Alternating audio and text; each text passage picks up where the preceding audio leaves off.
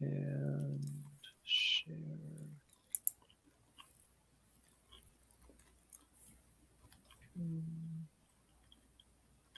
Can everyone see the sheet? Yes. Mm-hmm. Okay. All right. Hope everyone is doing well. We have a double parsha this week plus Rosh Chodesh. It's going to be Wow. a busy Shabbos in shul. Rosh The Chodesh double is part Sunday, isn't it? That's right. Rosh Chodesh is Friday Shabbos. Friday and Shabbos it's Rosh Chodesh.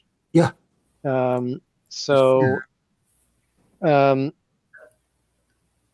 the parsha is Tazria-Metzora, which deal primarily with laws of tzara'at. We've in previous years explored what tzara'at might be and how we can make sense of it and how it might still remain relevant for us today. The most common explanation is that tzara'at is a result of speaking lashon hara, of speaking badly about someone, and so there's many divrei Torah out there focusing on lashon hara this week. Um, we also find ourselves in the middle of the Yoms. So today, coming to an end now, but today, Tuesday, was Yom HaShoah. Next Tuesday is Yom HaZikaron, Israel's Memorial Day, leading into Yom HaAtzmaut. So next Tuesday evening, there will be no Parsha Shir. Everyone is invited and encouraged to come to the shul. We will be having our annual Yom HaZikaron memorial service, followed by the festive Tfilah Chagigit, festive davening for Yom HaAtzmaut, some Israeli food to celebrate. It should be a wonderful evening. So I hope that Ah, everyone will come and bring friends. I hope to see you all there. So no Parsha Shir next week. I wanted to begin tonight with a relatively short piece connected to Yom HaShoah.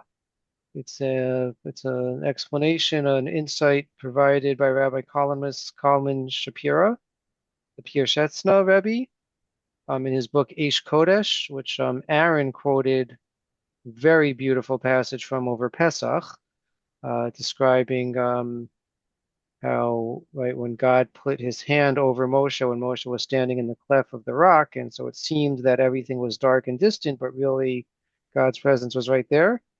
Rabbi Shapira was the Rebbe in the Warsaw Ghetto. His writings, whatever drushos he was able to give to deliver, I don't know who transcribed them, who wrote them down, but right, they were somehow placed in a milk can and buried in the ghetto and I found see. after the Yeah. war. Mm-hmm. Um, so and some very powerful writing. So he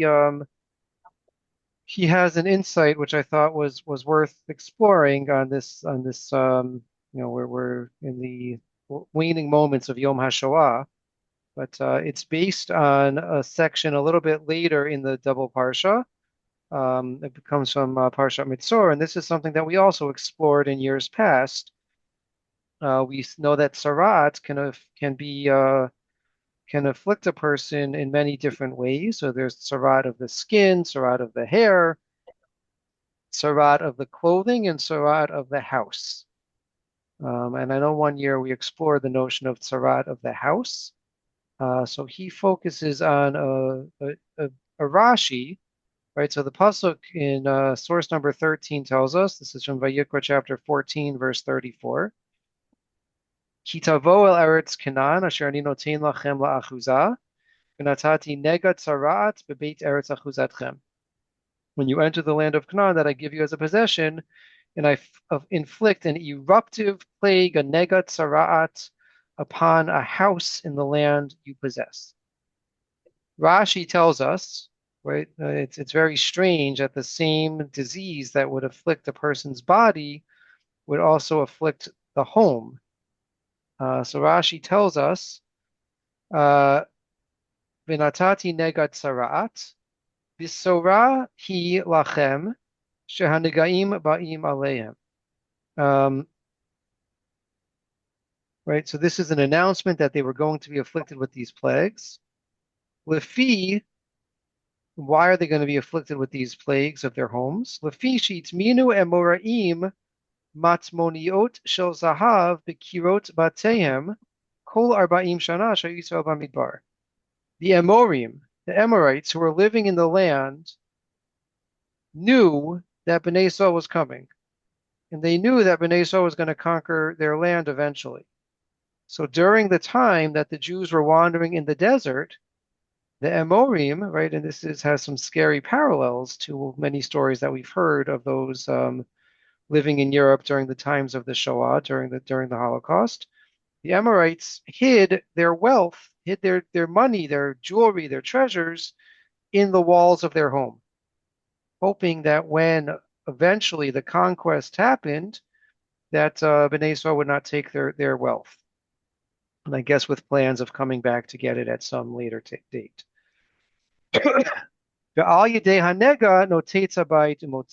But when the home is afflicted with tsarat, so then the rule is that you have to knock down the home. You have to destroy it. And so by virtue of destroying the home, Nesor will come to find these hidden treasures. Hmm. So what seems like a punishment, like an affliction, turns out to be a bracha. Hmm. That's what Rashi tells us. Mhm. Okay, so this is Rabbi Shapiro built on this, and he asks an important question about it. So let's try to read in the Hebrew and the original, and although I don't know, Robert, do you know? I imagine he probably gave these drushos in Yiddish, not in Hebrew. And the originals were written down by him Mm-hmm. and were buried by him, but with information that he had written them down. There are references to him a number of times in the Einik Shabbos Secret Ghetto Project group that met on Mm-hmm. Shabbos afternoon with Emmanuel Ringelblum, the historian, who was interestingly that historian was born in Buchach in eastern Galicia, the town where Shai Agnon was born, Okay. the great writer in Hebrew and in Yiddish. And when he was 12 years old, the family left Buchach and moved all the way to West Galicia to Naisans, where the Sanzer Rebbe was based. And so it's interesting background that Ringelblum was relatively secular, but respectful of the value of these materials. And so an effort was made to include the writings, the drushes of the P.S. Setchner. Um, he was recognized in the time and the place as being a spokesman spiritually for everybody Yeah. in the community. It's quite unusual. Yeah. So His the Eish Kodesh, these drushos that he delivered. Again, I assume the original was in Yiddish, but it's published. It's widely available in and translated into English also. Um, well worth it. yeah. So he says as follows. He quotes the Rashi that we just saw, and he says, "Navin na im kain lama hizgir mitchilat habayit shivat yamim." If the purpose of the sarat of the home is for the Jews to discover the treasures that are buried here, he says, well, something doesn't quite make sense because the rule is that if a person suspects that their home has sarat, they have to vacate, right? So this was also a very popular parsha during Corona, during COVID, because it deals with all sorts of quarantines and by people having to go outside of the camp, vacating their homes. Um, So the law is that they would have to vacate the home for 7 days, 7-day quarantine. And after 7 days, then the Kohen could confirm whether or not it was in fact Sarat. So he says it doesn't make sense. If the point is to discover the riches that are hidden in the home, why wait 7 days? Why not as right? Why not as soon as the home is afflicted, say, oh, this is really a sign of bracha, so let's knock the walls down and find the treasures. Why do we have to wait 7 days first? That's his question. And only afterwards did they knock down the stones. Right?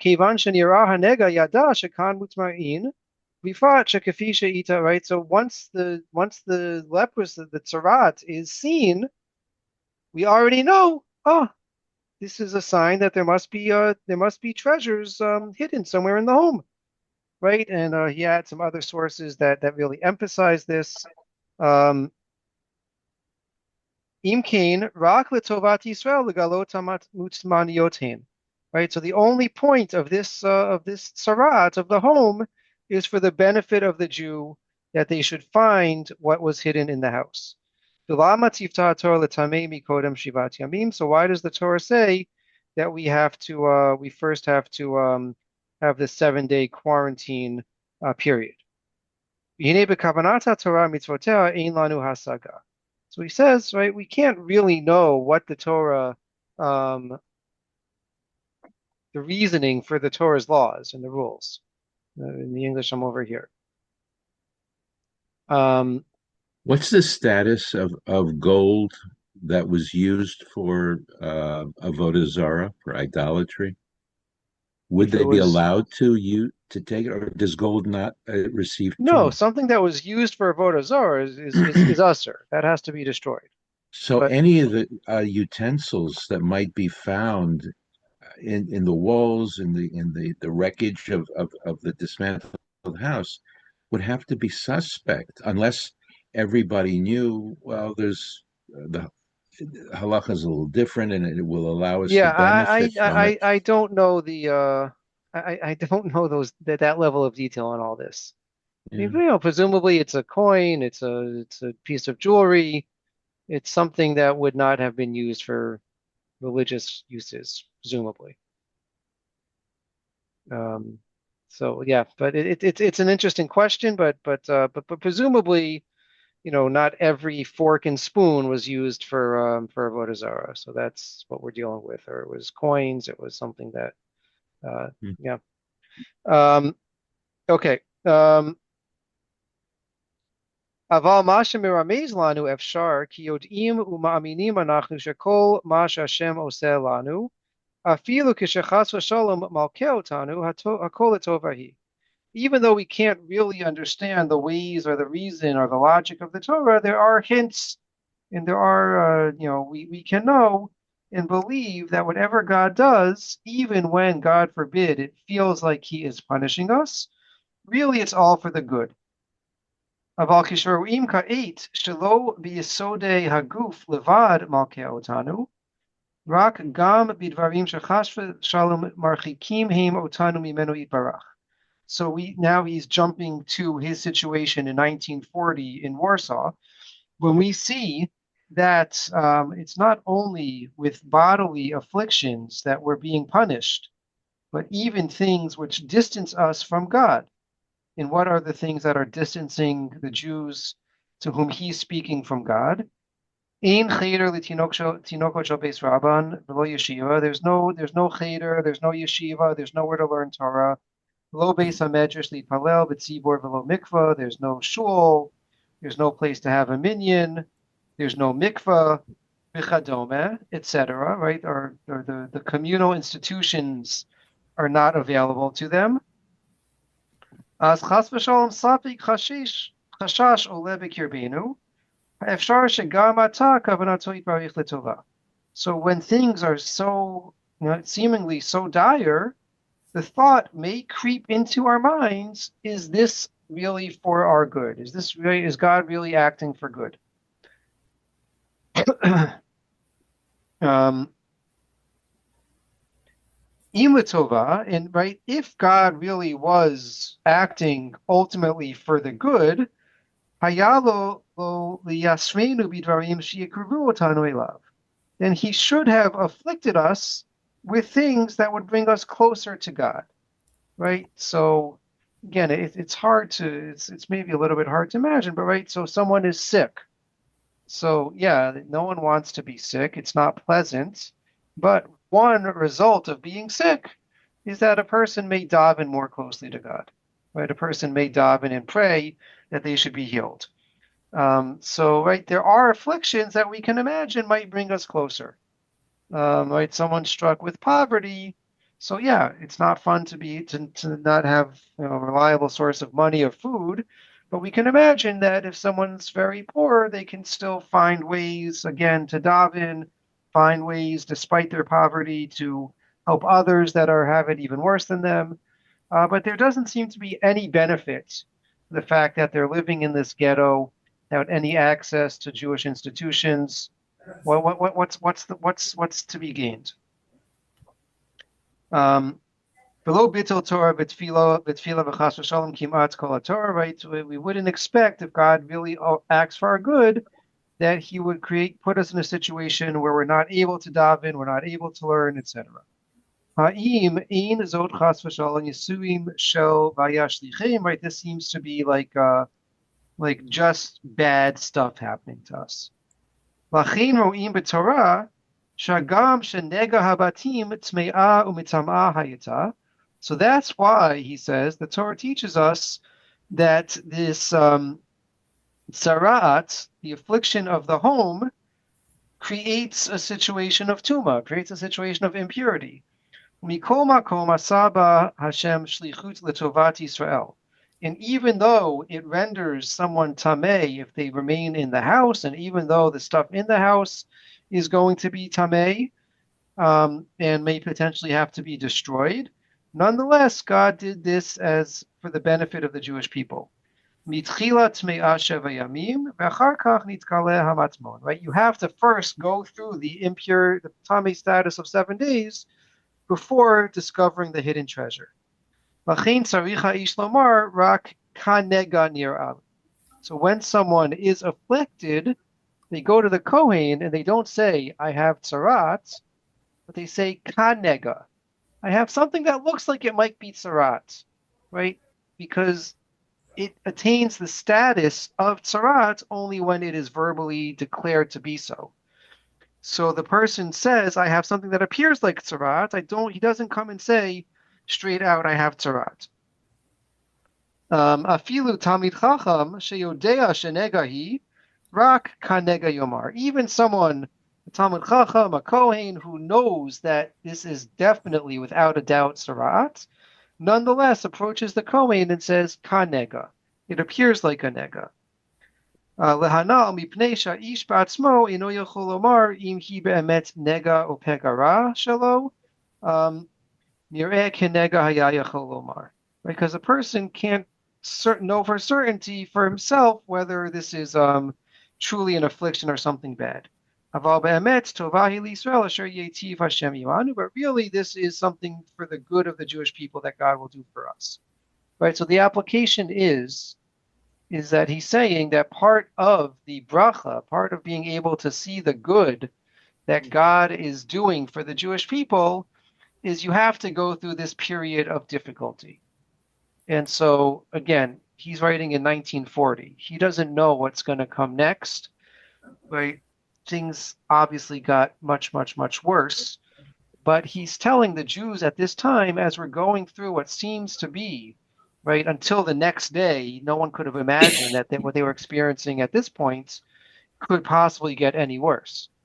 So he's saying, right, even though it seems that things are so worse, or so bad and so horrible, we have to remember that even in that situation, Hashem has promised us that ultimately it will be for the good. Now, what the good is that came out of the suffering of the Jews of the Warsaw Ghetto, the Jews of Poland, is a very difficult question. I don't, whether we can answer that or attempt to answer it. I don't have the shoulders to do that. But it is, it is interesting, and this is throughout his work, the hope and the optimism that he tries to instill in the Jews as things are just getting, worse and worse and worse is something quite remarkable. So he finds in the promise that there will be riches found in the house, the fact that you still nonetheless have to go through the seemingly difficult, unnecessary step of 7 days of Tuma, he sees that as part of the bracha, part of the way in which Hashem is acting, and he applies that to the Jews in his day, and that's the lesson and the hope that he tries to instill in them. That ultimately something good will come out of this, even if it's nearly impossible for us to see it or imagine what that might be. Any reactions to this?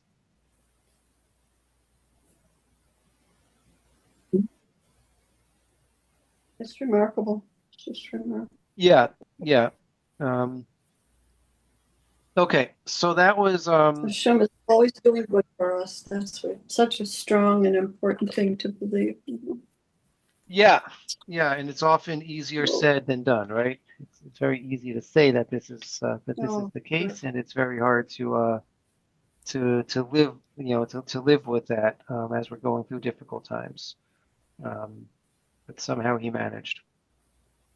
Um, okay, so back now to the beginning of the parsha, and this is right. So again, previous years we spoke about Parsha Tazria opens with the laws of the Yoledet, a woman who gives birth, and the sacrifice that she brings, and the process of right the fact that she becomes tmeah, she becomes impure, like when she's in nida, and right the process for purification. That's the first chapter. That's chapter 12.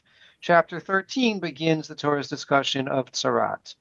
And so, picking up in chapter 13, Vaydaber Hashem el Moshe ve'el Aaron lemor. God speaks to Moshe and Aaron, saying, Adam ki yeh be'or b'saro se'et o sapachat o baheret, vaya be'or b'saro lenegat tzarat, v'huva el Aaron haKohen oil echad mibanav haKohanim. A person who will have on his skin a swelling, a rash, a discoloration, it develops into a scaly affliction of the right. So what all the different signs, all the different things that may develop into tzarat. So he has to go to Aaron or to one of the other Kohanim who will determine whether this is in fact tzarat, and if he has to go through quarantine and has to go through a process of purification or not. So there's two interesting linguistic pieces that the commentaries pick up on. The first is it says vihuva, right? That if a person has such a thing on their skin, vihuva el Aharon haKohen, he should be brought to Aharon, to Aaron the priest. Right, so the Gemara says, and right, so we can see it if we look in the Ibn Ezra source number 3, vihuva birtsono vishalo birtsono. Okay, obviously, if he wants to get a diagnosis, he wants to find out what's going on, fine. But even shelo birtsono, even if he doesn't want to get a diagnosis, even if he doesn't want to, he has to be brought to the Kohen against his will. Vihuva, he must be brought even against his will, even if he doesn't want to. So that's one thing.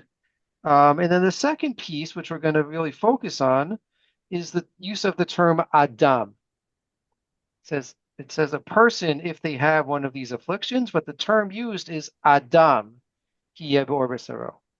If Adam, if right, man, humans, however, but why specifically is the term Adam used and not a different term, right? You might expect it to say ish, right? Again, it all translates to person. So I can't translate the differences from Hebrew to English, but there are many, or it could say nefesh, right? There are many ways that the Torah could have said a person. Why does it specifically say Adam?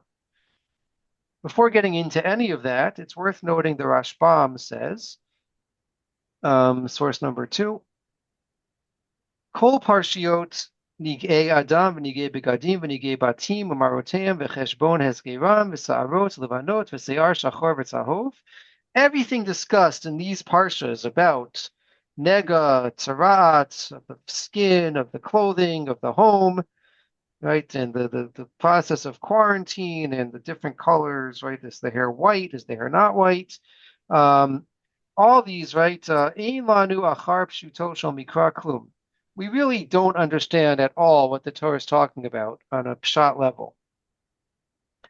V'lo b'kiyut derech eretz shel b'nei adam, right? Nor is this really something which we have a good understanding from our life experience what it's talking about. Ela hamidrash al chachamim v'chukotein v'kabalotein mipi chachamim harishonim ha'ikar. Rather, all we can really rely on is the midrashic tradition, the way in which the rabbis distilled it and made sense of it. That's just an important general note to keep in mind as we are looking at any of these details. With that caveat, the Ibn Ezra tells us, Adam, V'lo amar ish ish mi Beit Yisrael. It doesn't use the phrase ish ish as it uses in many situations in the Torah. L'kohanim hagerim, sorry, I think that should say lahachnis hagerim. V'chein adam ki yakriv mikem ki Torah achat le'ezrach v'lager b'korbanot. Okay, he says that the term adam is a very broad term. The Torah specifically uses Adam to include Gerim, to include converts. Right? These laws are relevant not just to Jews by birth, but to converts as well. And he says earlier on in Sefer Vayikra, we'll come to this in a minute. We find a similar thing, that the term Adam is a universal phrase. Right? It means all people. Chizkuni. Source number 4, Adam, Mashma, Ish, Isha, Katan, Katana, right? So it can mean a man, a woman, a minor, a little boy, a little girl. Again, right, very, very broad, expansive. This includes anyone. Does it also mean the earth? Adama means earth. Oh. Right, so it comes from the same place, right? The same root, the same shoresh. Because Adam was formed from the Adama. So that's where the term Adam comes from. Okay, so earlier on, the very beginning of Sefer Vayikra, as we said, we see something similar. Vaikra el Moshe vaydaber Shem elav me'el moed lemor. He called to Moshe and spoke to him from the tent of meeting, saying, Daber b'nei Yisrael ve'amarta leihem, Adam ki yakriv mikem korban laHashem min ha'beimah min ha'makar min hatzon takrivu et korbanchem. If a person wants to bring a sacrifice from cattle, from animals, from sheep, you should bring your offering. Then it goes on to give us the details of the various korbanot. But again, the term used is Adam. So there, Chizkuni again. We'll start with the Chizkuni. Adam, l'rabot gerim. So the term Adam comes to include converts. Shehim mekablim brit ki Yisrael, rabot afilu eino Yehudi. Right, so converts are full members of the covenant of the brit with Hashem, just like a Jew from birth. Rabot afilu eino Yehudi, and this comes to include even a non-Jew. Right, sacrifices in the Beis Hamikdash could be brought by non-Jews as well. Afal gav de Adam mashma kan Yisrael, even though, right, when you were reading it, we would think it's addressing and it's referring to Jews. Mihu medichtiv abatre mikem. It says Adam ki yakriv mikem, a person who will offer from among you. So mikem, demashma mikem velo mi'umot acherot. That would imply from you and not from other nations. V'have miut achar miut. So now we have two exclusionary terms. We have Adam, which sometimes refers to a Jew, and we have Mikem. So we can't have two exclusionary terms right after one another. So therefore, right, just like you multiply two negatives by each other, it results in a positive. So too, it's right, Adam followed by Mikem teaches us that Adam has to be an expansive definition to include non-Jews as well. Ein mute achar mute, elo l'rabot eno Yehudi. So, right, the two exclusionary terms, one after another, are really therefore inclusive to include non-Jews. V'chein amrinan be'alma ish ish l'rabot eno Yehudi. Sheno dream, right? So also when it says ish ish, that it also implies non-Jews are included in those sets of laws as well. The JPS commentary on Vayikra, Baruch Levine, notes here the term for person is Adam. Sorry, let me show this on the screen.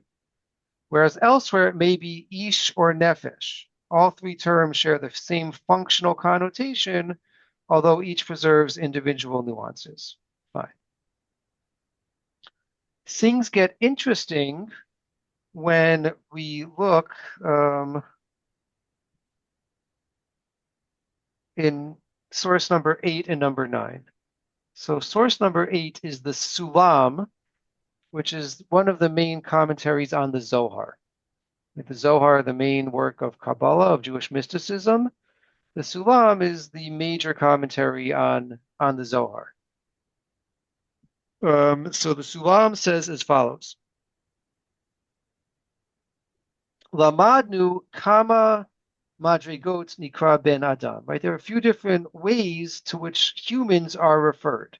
And each term has a different status or at a different level. Nikra ben Adam, Adam, Gever, Enosh, Ish. So the examples the Sulam brings is Adam, Gever, Enosh, and Ish. Again, they all translate to person. So it's a little bit confusing. Hagadol shebekulam hu Adam. It says that the highest level is Adam. Of all these different ways to refer to human beings, the most elevated way to refer to them is Adam. Shekatuv, Vayivra Elokim et Adam b'tzalmo. And what's the proof for this? From the story of creation. Show what you referred to earlier. Right? When human is first created, he's called Adam, created in God's image. That's where we get the notion of Tselem Elokim, of the image of God, and that is when we are referred to as Adam. Bikatuv, ki b'tselem Elokim asa et Adam. And it says further on in right in the aftermath of the flood with the story of Noah, ki b'tselem Elokim asa et Adam, because Adam, humans were created in the image of God, and therefore, right, that pasuk is saying that anyone who commits murder, who kills one person, will be punished accordingly because humans are created in the image of God.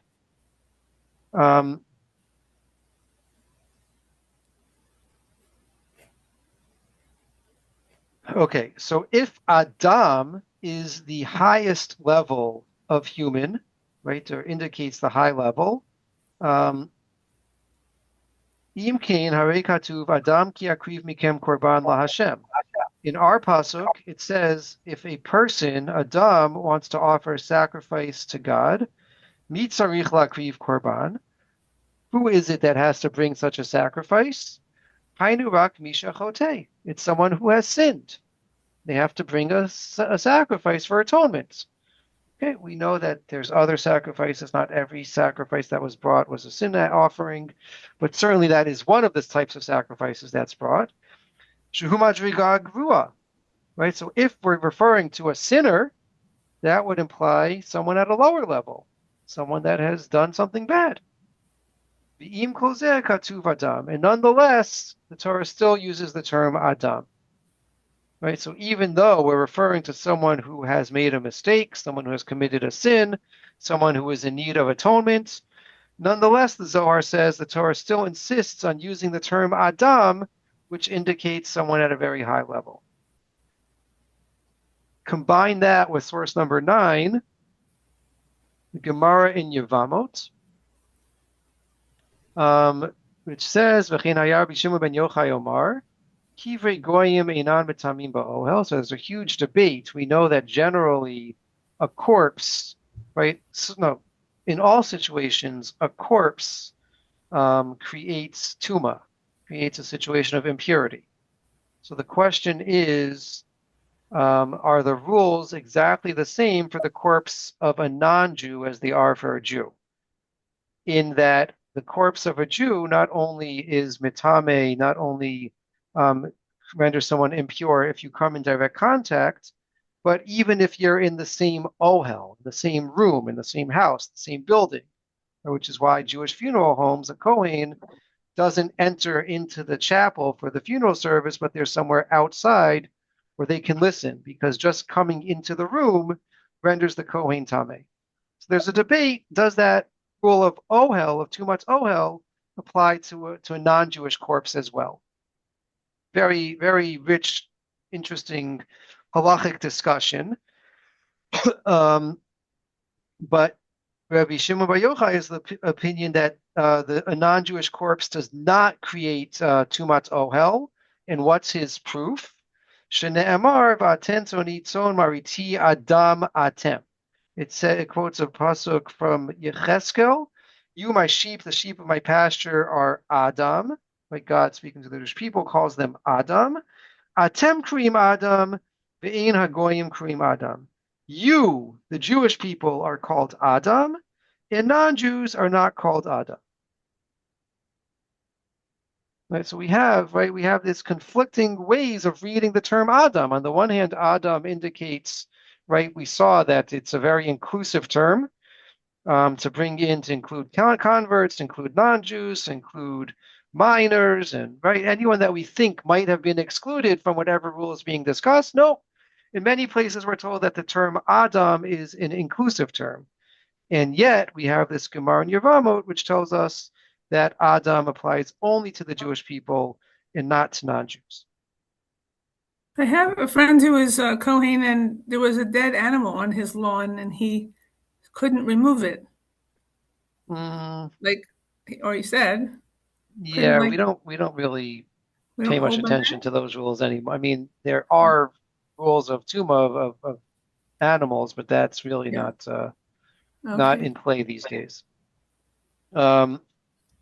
Okay, so I saw two beautiful explanations of why in our parsha the Torah uses the term Adam. The first is from Rav Shlomo Gansfried. He's the author most well known to us of the Kitzur Shulchan Aruch, which is I guess we could call a summary compendium of the Shulchan Aruch, but very popular, very studied quite frequently. But he also has a commentary on Chumash called the Aparyon, and we'll just pick up in the English. And this, I'm sorry, I couldn't translate the whole thing. So this is Rabbi Fran's summary, not a translation. Okay, so what he says is that Adam is unique in that all these other terms for human, ish, enosh, gever, nefesh, can all be expressed in singular or plural. There is no plural for Adam. There is no way to say Adam in the plural. Adamim, Adamo, it doesn't exist. Linguistically, grammatically, linguistically, it's not possible. So he says that's the significance of the Torah's use of the term Adam. And that's why, right, that he says that explains why only Jews, according to the Gemara, are called Adam and not non-Jews.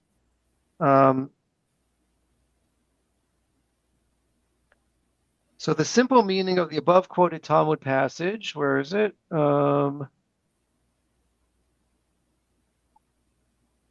Over here, would be that the connotation of the specific word Adam is only appropriate to use about Jews. However, the meaning of this statement is certainly not only that Jews are considered human and non-Jews are considered subhuman, heaven forbid. This is not the meaning of the Gemara. Rav Gansfried explains as follows. The Hebrew language is extremely precise in terms of the different connotations of apparent synonyms. The singular term Adam fits the Jews. All Jews are considered as a single entity. There is no dichotomy. We are all in this together. The reason why the word Adam is employed referring to Jews is because this is the only term for humanity that has no plural. And the Jewish people are a singular people. Their oneness is most appropriately expressed by the word Adam. Right, so this, he says, is why Sarat, the laws of leprosy, are introduced with the use of the term Adam, because how does leprosy come about? From Lashon Hara. What does Lashon Hara create? It creates fissure. It creates disharmony, disunity. It creates hatred, and jealousy, right? The word Metzora is linked to the expression Motzira, one who speaks evil. The pasuk is teaching that when one speaks Lashon Hara, the divisiveness attacks and destroys the singularity of the Jewish people, endangering our status of Ada.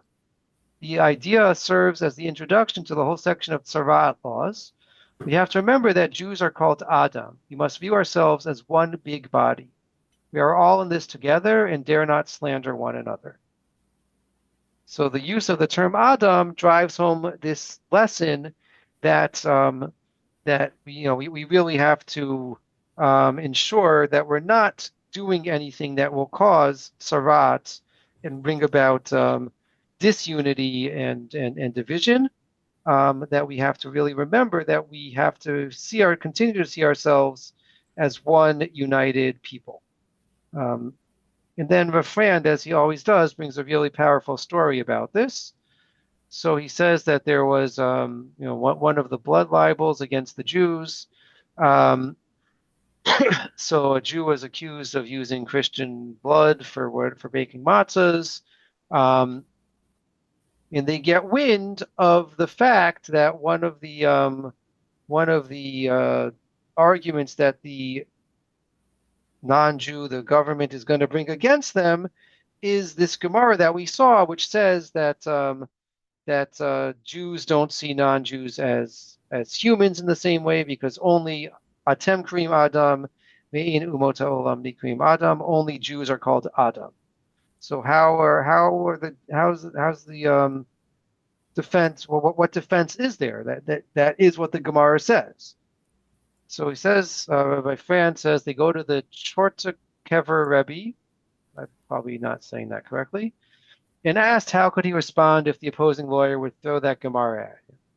The Rebbe said as follows: if an Italian was seized and put on trial, we would not witness a scenario where all Italians were congregating in their churches to pray for this one Italian. The same could be said about the French for a Frenchman, and so too about all other nations. However, when a Jew is seized and put on trial, the solidarity that Jews have toward each other will make every Jew throughout the world stop and pray for the welfare of that other Jew in harm. So he says that's the meaning of Adam, again, right? Emphasizing the achdus, the unity, the fact that we are totally connected with all Jews around the world, and that's the significance of Adam. Not that we're in some way degrading or calling into question the humanity of a non-Jew, but that we have a special bond, a special connection. That's one significance of the use of the word Adam.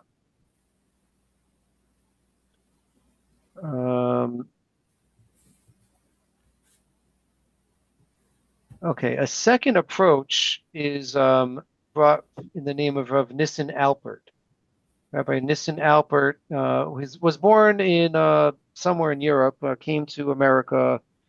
His father actually escaped before the war, and I guess had to send money back for the rest of the family to come.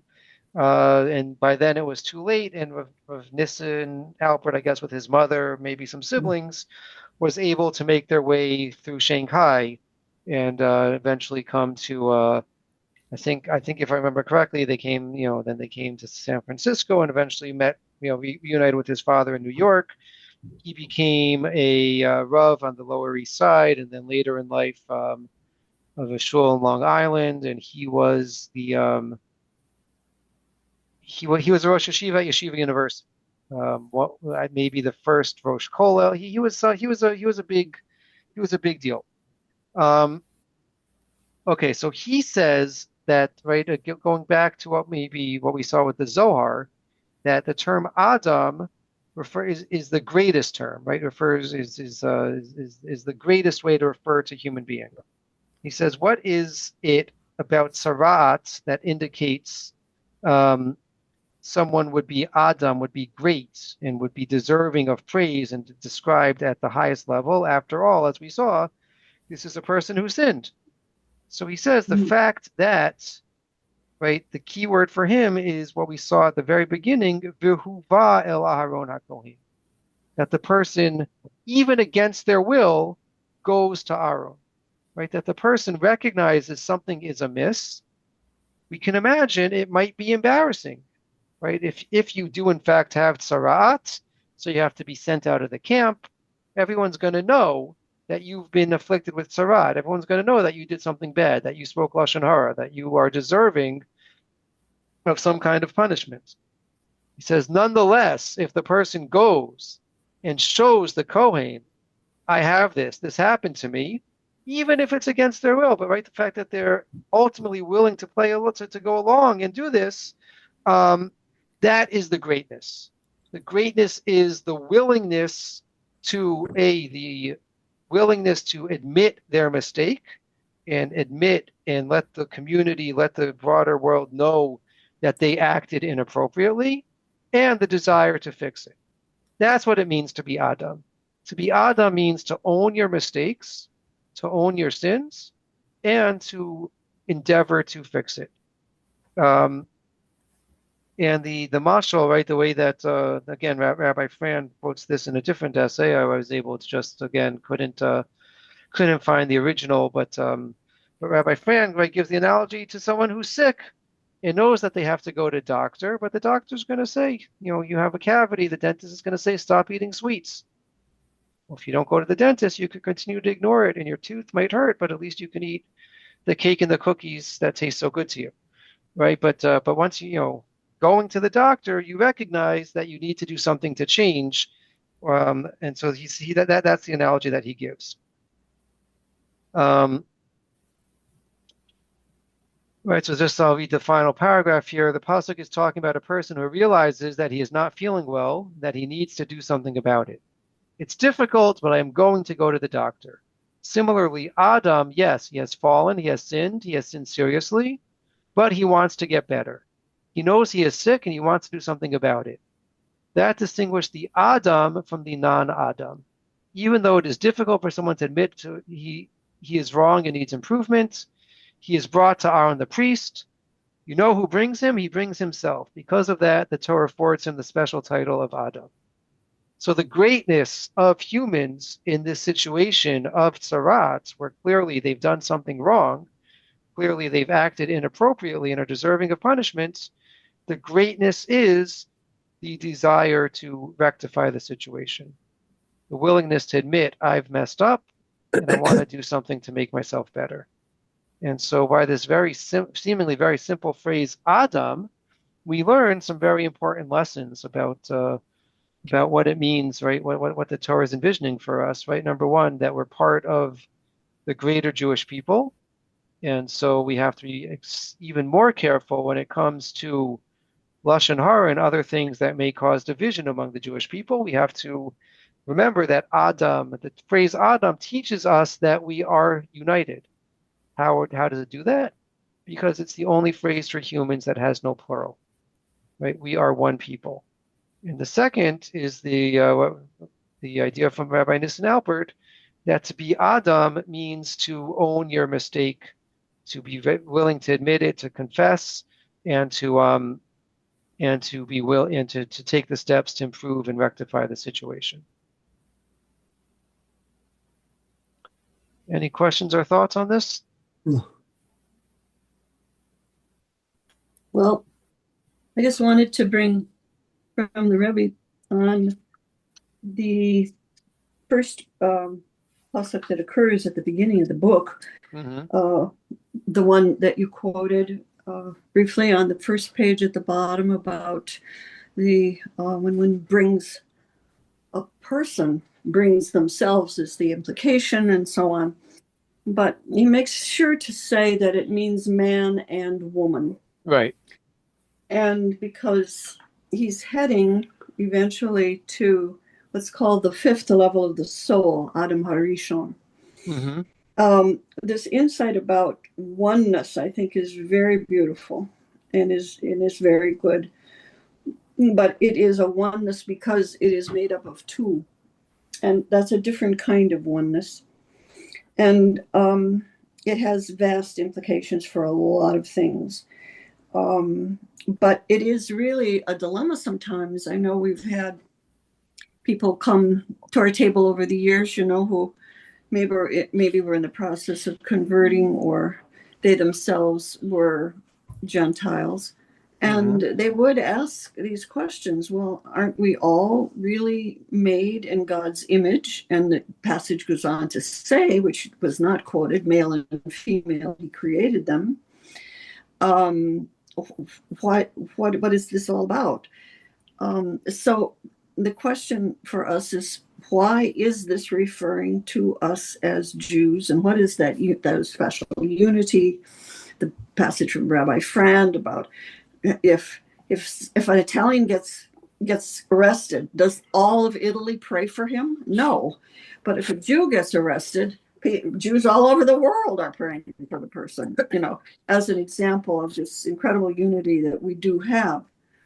So I don't know how to answer them, really. I don't know. I mean, looking at it from a spiritual perspective, there is a oneness because we don't notice each other sort of in the right way or something, like Adam's going around, she's going around, and they don't really see each other, and yet they know that they are deeply connected with one another. How can this be? And so on, that kind of a problem. We have so many problems connected with this. That would be another whole class, I thought. Yeah. But anyway, yeah.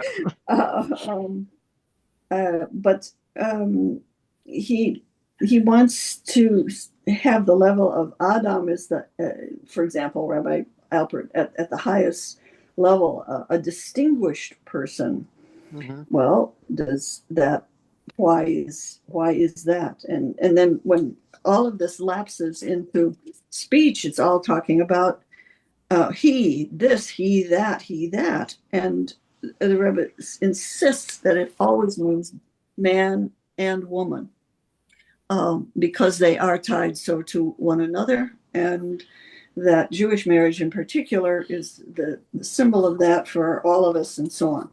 So I don't know. I mean, this raises more questions for me than it answers, frankly, but I do appreciate the fact that you brought some of these beautiful things here. All right. But it's not enough. So we still have what to talk about next year's Parsha Shir, is what you're saying. Well, if I'm thinking of the term Adam, yeah, I might have a very great feeling of it, especially from what you had read and what you had said, but not to the exclusion of Goyim or other people. Yeah. Again, many things are like that. Yeah. So how do we know? I don't think we have to read it again, right? So I think we can recognize that we have a special bond with the Jewish people, and that doesn't take away from those that are not Jews. Right? We have, as a Jew, I have a special connection with my fellow Jews. But that isn't the way they see it. It's a basis for their jealousy. Yeah. So I'm offering another way to see it. I don't know. It's another whole thing. Yeah. All right. It's important questions. But on that note, let's call it a night. Again, no Parsha Shir next week because we will be celebrating Yom HaZikaron and Yom HaAtzmaut. And so I hope that everyone will join us in the shul. I think it's going to be starting at about 7:20 with Mincha. And it should be a beautiful evening. This Shabbos will be a great Shabbos. As we said, a lot going on in shul. Double Parsha, Rosh Chodesh, Hallel, etc., etc. And in the afternoon, we have chapter 2 of Pirkei Avot. So there's a lot going on. This is always the busy time of the year, or one of the busy times of the year in shul. A lot happening. So hope to see you all. Have a great night and a great rest of the week. Thank you so much for such a Thank you. powerful share. All right. Thank you. Thank you.